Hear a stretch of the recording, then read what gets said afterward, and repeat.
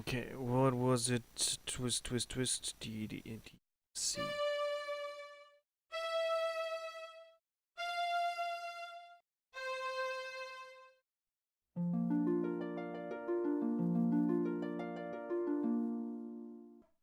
What? What evil is this? A witch's curse has twisted the final blade. A curse, Edgewise? I think not.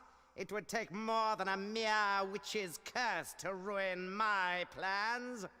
You there! Could it be that this little prank is of your doing? Yes? Well then, I would be honored to have you as my guest at the cathedral. I know some other curses that may amuse you.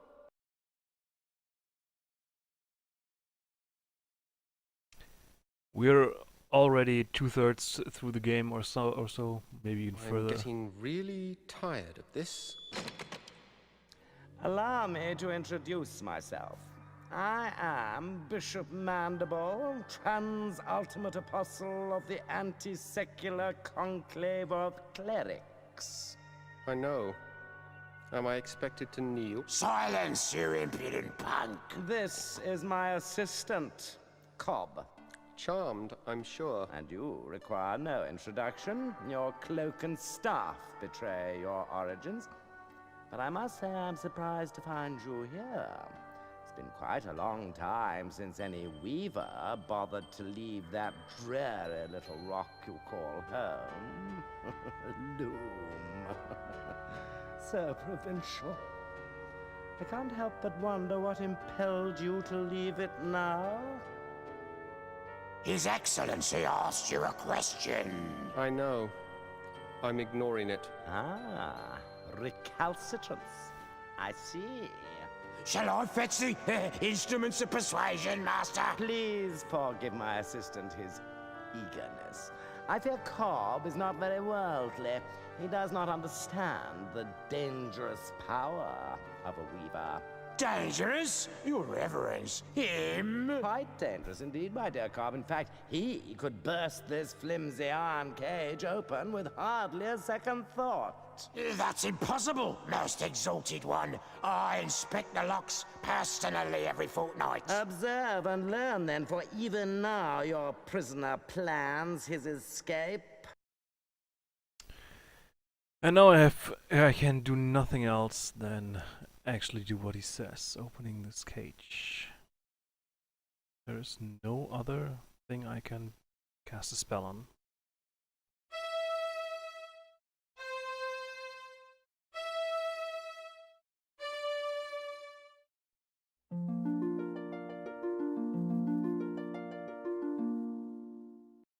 You see, Cobb? An elusive breed, these weavers.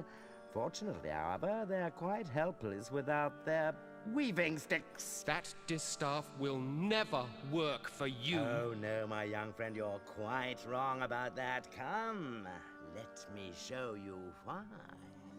Consider the common graveyard. There, the boundary between the living and the dead is indistinct. Every graveyard's like that, so? Now, imagine what might happen if this delicate boundary were to be somehow breached, torn open, so to speak.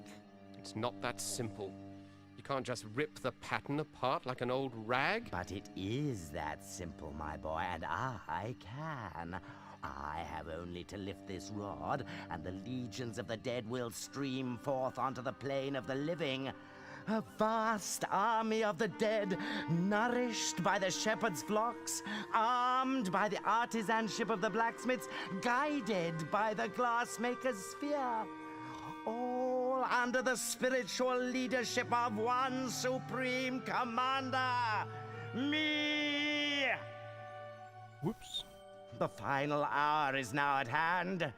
The age of the clerics is upon us. I have preparations to attend to, Cobb. Don't let this boy out of your sight. He is to touch nothing. Do you understand me? Perfectly, Your Excellence. Lord Mandible, ruler of the universe. I do like the sound of it.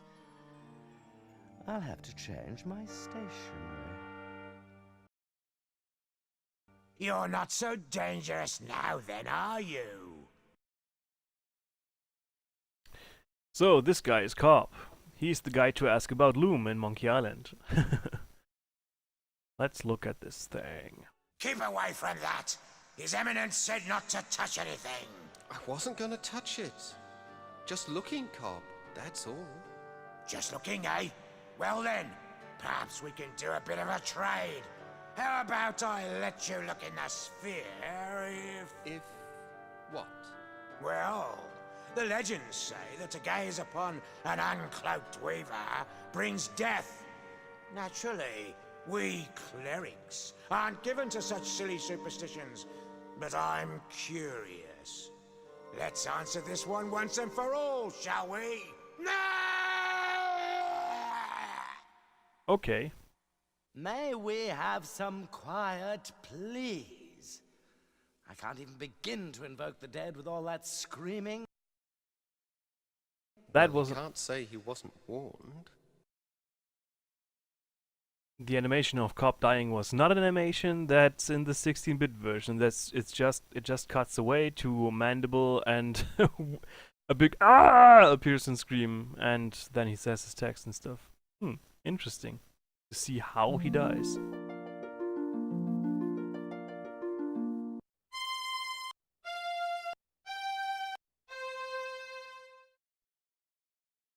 So we already know that these crystal balls let us look into the future, and we saw this swan before, and now we see it even as the first thing when we look into it, which means this happens very soon.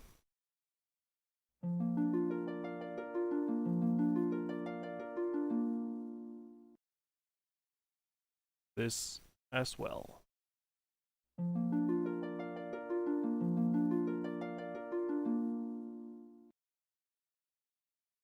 That basically happens with the same person or bird, whatever, as the chicken. Okay, yo Mandible, give us back my distaff. I see Cobb has been lax in his duty. No matter. You're just in time to witness the dawn of a new era. You don't have the slightest idea of what you're doing. The pattern is already worn and frayed. If you rip a hole in it now, the consequences will be beyond anything you can imagine. Spare me your weaver mysticism, boy. The time has come when the dead shall no longer envy the living.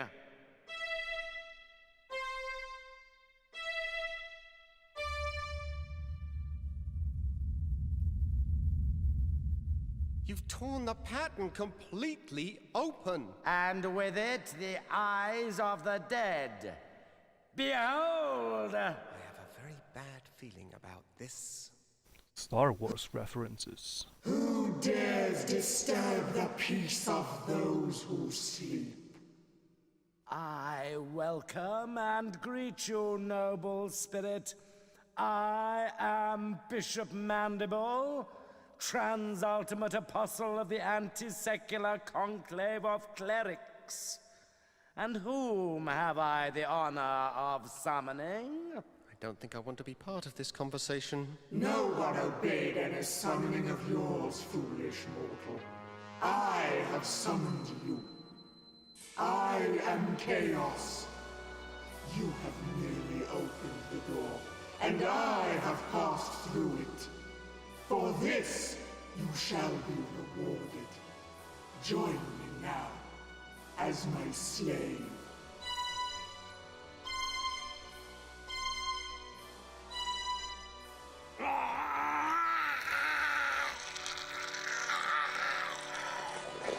I see it has been much too long since my last visit. Okay, that was another song. I think it was BCCB. B high C high CB. I can't seem to hold on to this thing. It might help to point at something first. Then point at something first. Wanted this to try some stuff out.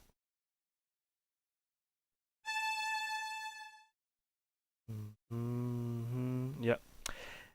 B, C, C, B. Oh, hey, look. The thing's gone. Where's that thing gone? Of course. There's this thing. Stop!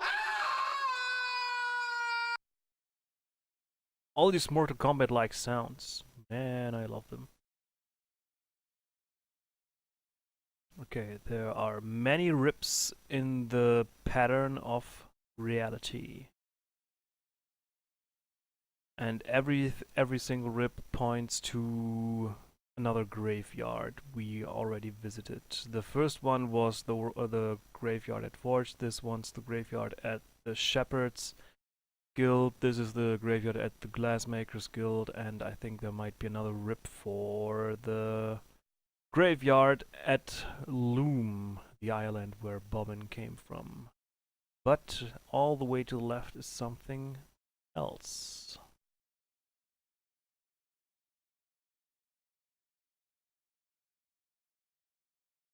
Welcome, Bobbin. You have joined us here at last. Where am I?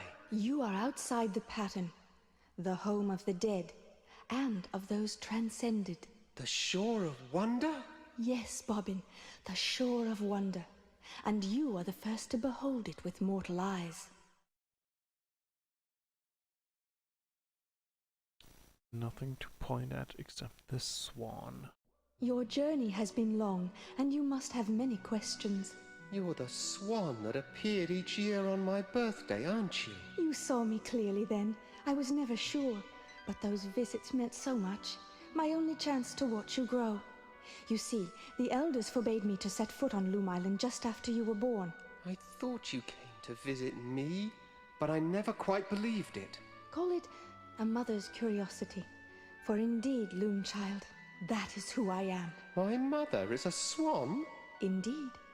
In mortal life, however, I was Lady Signa Threadbare, banished by the elders 17 long years ago for drawing an unforeseen infant out of the loom.